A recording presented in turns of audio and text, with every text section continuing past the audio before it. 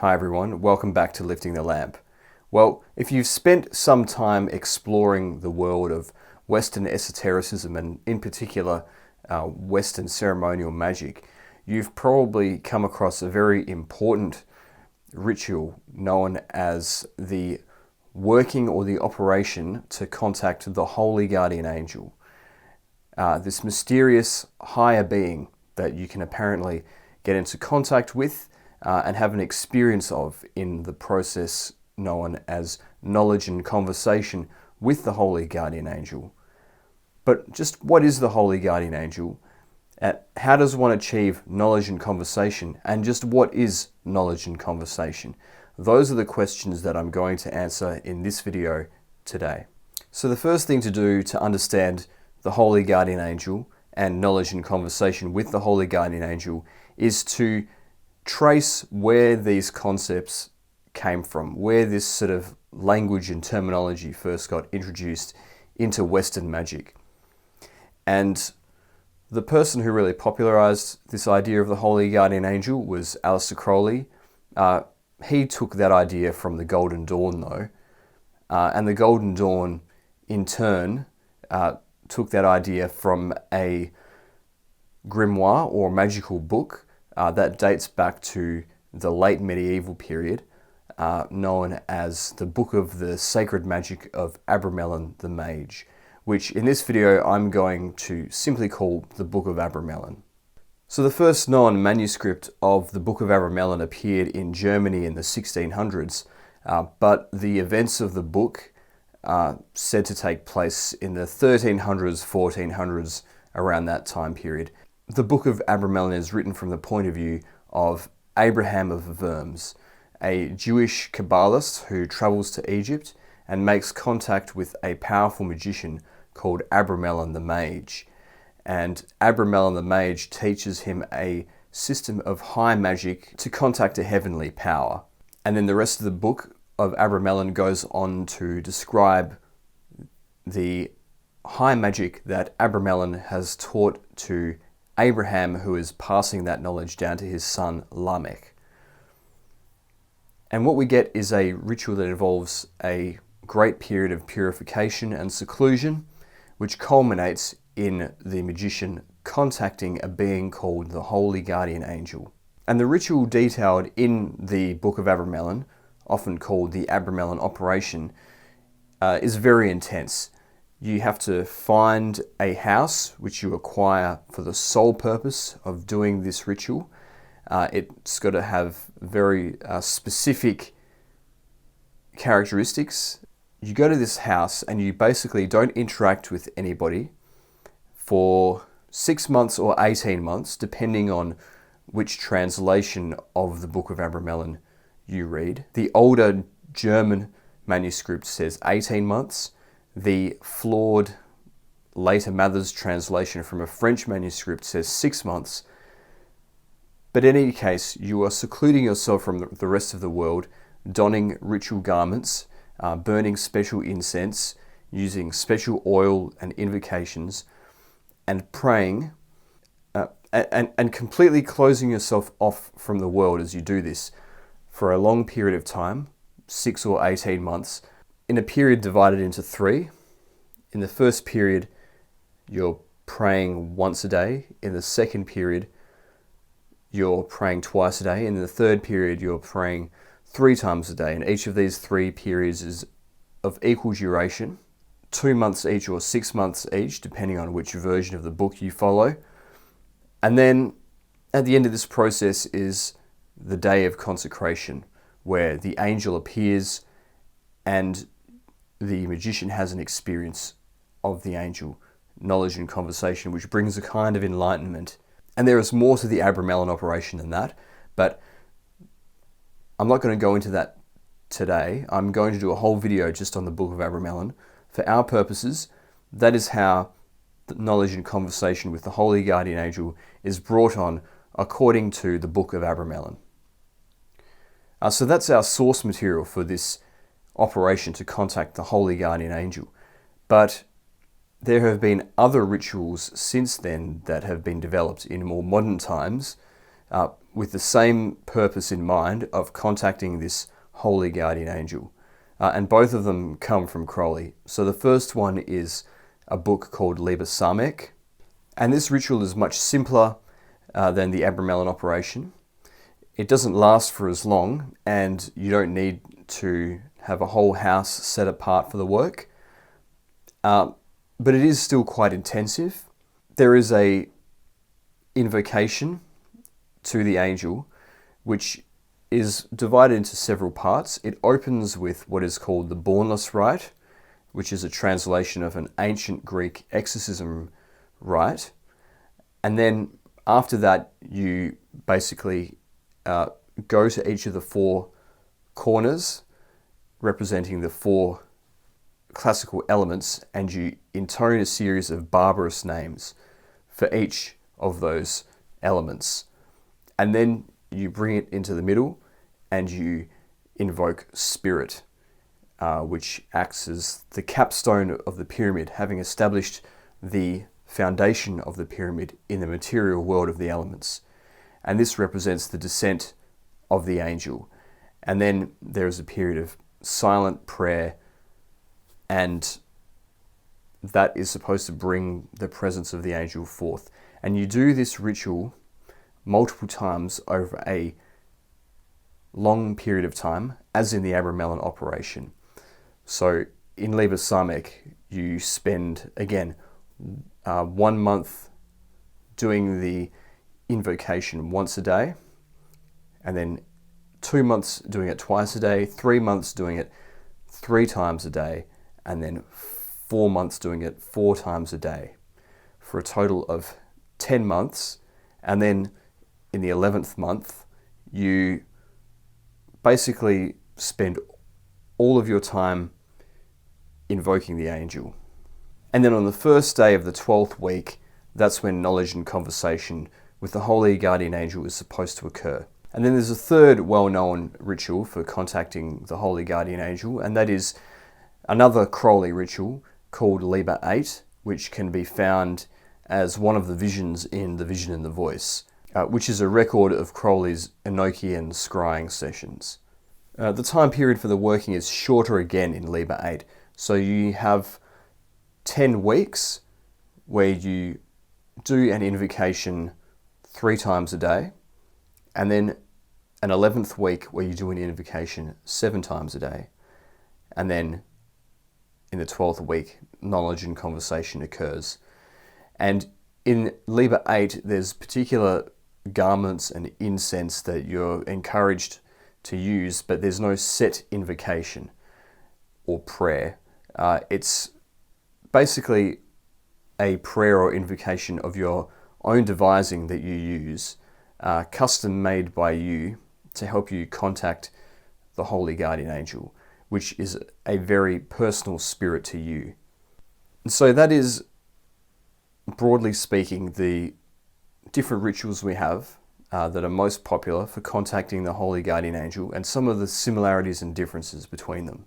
As to what these rituals are supposed to achieve, we can make a few observations here. I'll begin by making some observations on the Abrameline Operation. This is a very Abrahamic magical operation. Everything about the Abrameline Operation is like taking us back to early Hebrew religion and the methods that were used to try and contact and get close to the very holiest of holies of God's presence. So the incense that is used in the Abrameline Operation is very similar to the incense of Solomon, the incense that was used in the Jewish temple when it was still around, which was said to be ground zero for the presence of God on earth. The oil that is used, the sacred oil that is used in the Abrameline Operation, is identical with the holy anointing oil, which was used to anoint priests and kings, sometimes even prophets in the Old Testament, a person who had been given a special mission from God. This is where the term Mashiach comes from, meaning anointed one. The anointed one is anointed by a specific type of oil, and it is the oil that is described in the book of Abrameline. Again, there has been some misconceptions about this due to information transmitted from Mathers from a French version of the text, which differed from the German. And so in the Mathers version, we have an incorrect recipe for the oil of Abrameline. But it was always intended to be the same as the holy anointing oil described in the book of Exodus. And so it's not a coincidence that we've got very specific recipes for the oil and the incense that is to be used by the magician in this operation. And it's all indicating that the magician is trying to get very close to the divine, is trying to reenact a situation where the heavens and the earth come together and meet. And in the intersection of those two realms, that is where the magic of the holy guardian angel is taking place. In Librasomic, you've got the symbolism, as I've described, of the four elements being crowned by spirit. This is again a symbolic representation of the descent of spirit into matter. And it's also representative of the sphere of Tifereth on the Kabbalistic tree of life. Having established a firm foundation in the lower four spheres of the tree of life, which represent the lower four initiations, and which is said by some to represent the four lower bodies of the human being the physical, astral, mental, and etheric, and having established a firm foundation and gone through a process of renovation in those four aspects of one's being, representing one's physical nature, or more broadly, one's nature in the manifest universe. Now, in contacting the angel, we are initiated into the sphere of Tifereth, which represents the very center of the tree of life and represents the meeting place, again, of matter and spirit.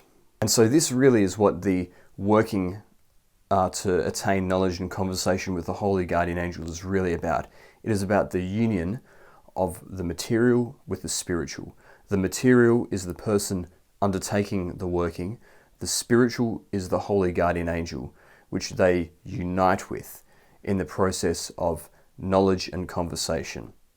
But what exactly is the holy guardian angel? What is this higher being that we're trying to contact in rituals like the Abrameline Operation?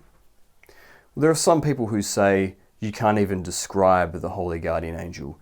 You can't even describe knowledge and conversation, and that people who try to do so are foolish and demonstrate that they don't understand anything. However, quite often you'll find that the kinds of people that say things like this frequent internet forums. They don't really demonstrate any sort of spiritual authority themselves. They appear to be armchair occultists.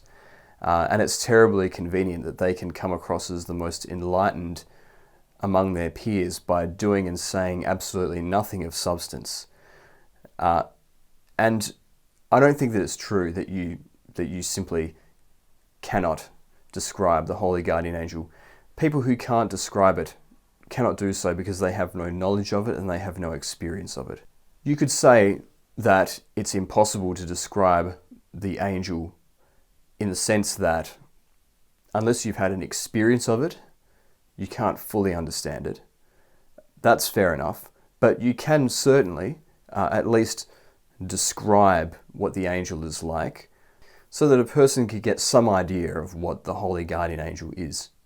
Crowleys certainly didn't shy away from describing what the holy guardian angel was, although he changed his mind from time to time, and other authors such as J. Daniel Gunther certainly haven't shied away from claiming to know exactly what the holy guardian angel is.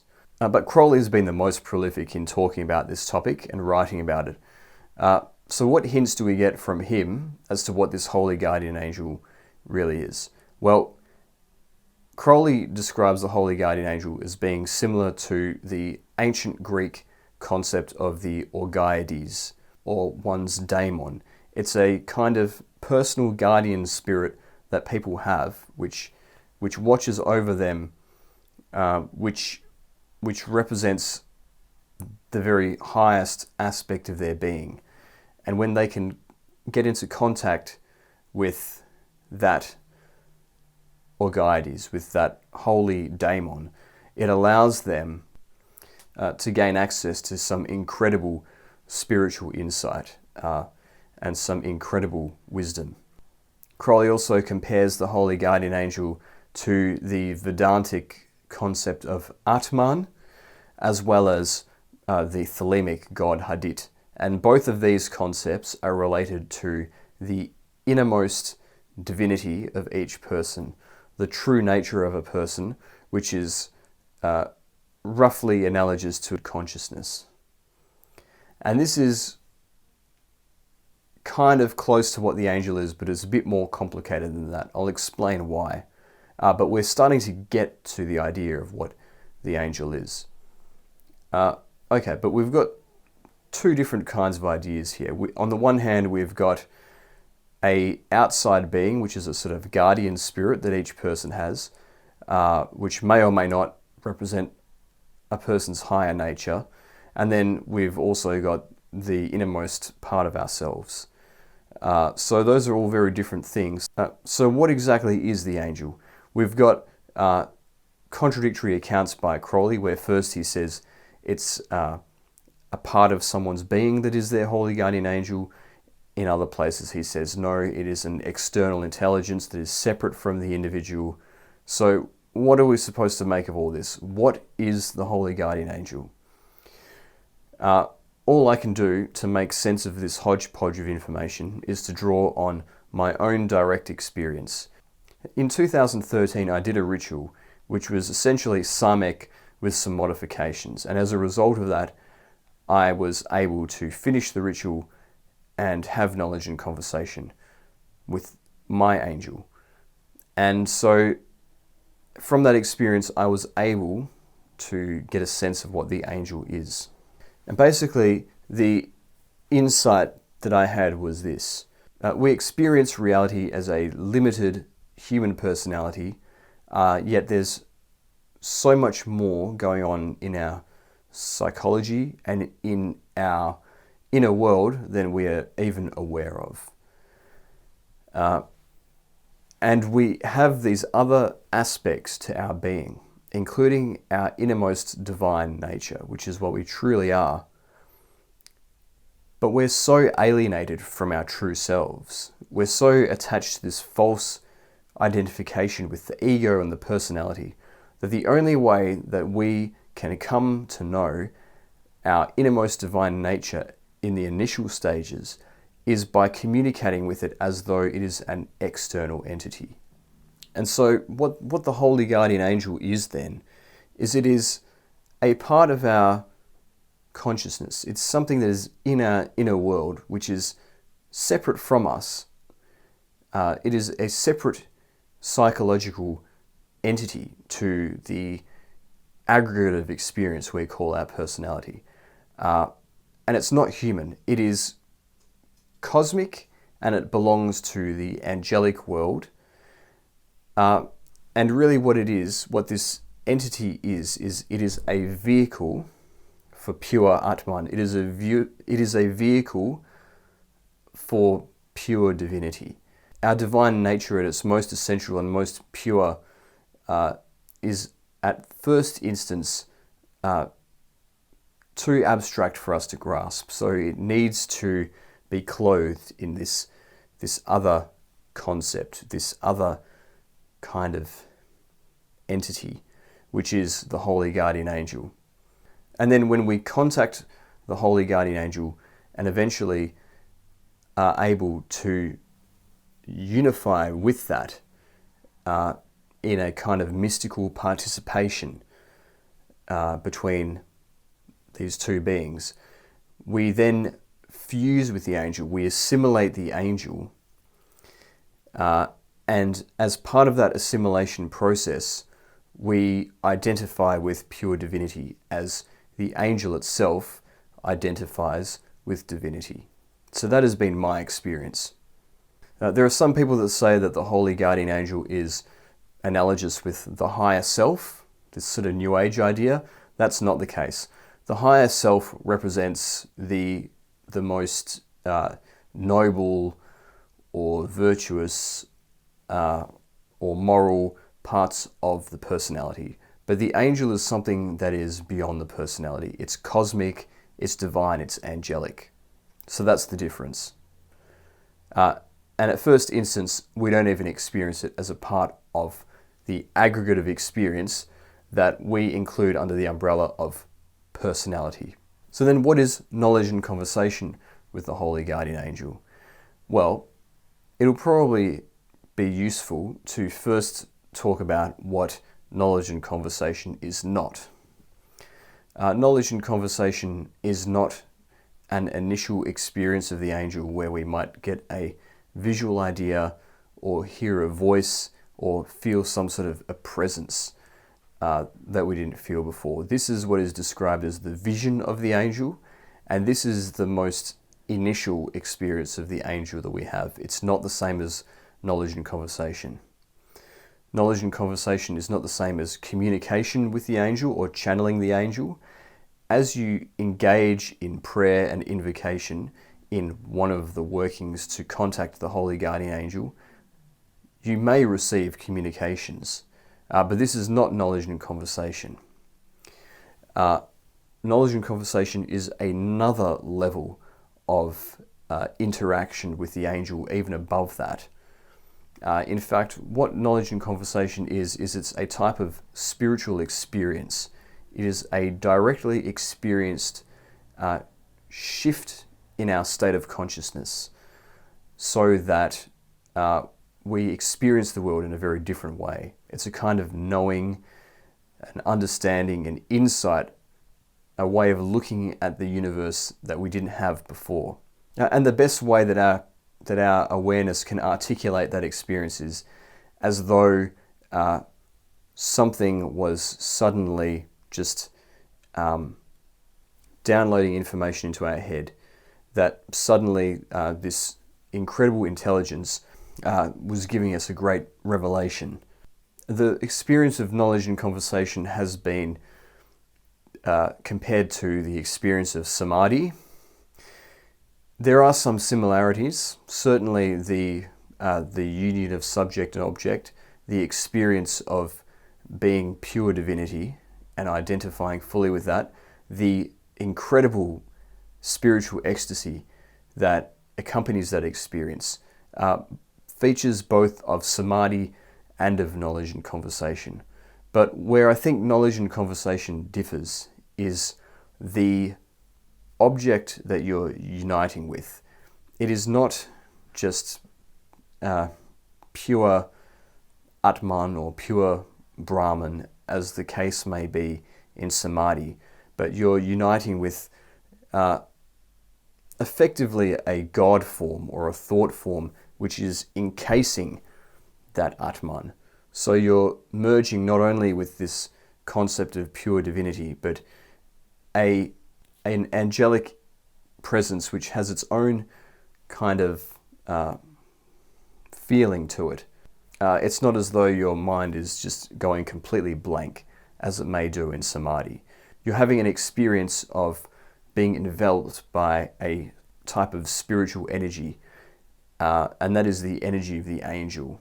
But the big takeaway with knowledge and conversation is that this is the first time when you, unless you've had some other kind of a spiritual experience like Samadhi or an experience on that level, this will be the first time that you actually experience life as a divine being.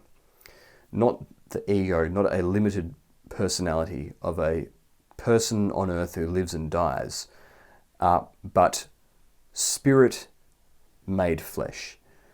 And the joy of realizing that that's what we truly are. That is the essence of the experience of knowledge and conversation, and of union with the angel. Now, what happens directly after knowledge and conversation? That is something that you might be wondering. Do we suddenly walk around just enlightened, with a halo on our heads, and that's it? We're just in a state of spiritual ecstasy forever? Well, no, that's not what happens. Just like that's not what happens after a Samadhi experience. We get to enjoy the feeling of knowledge and conversation for some time. It could be hours.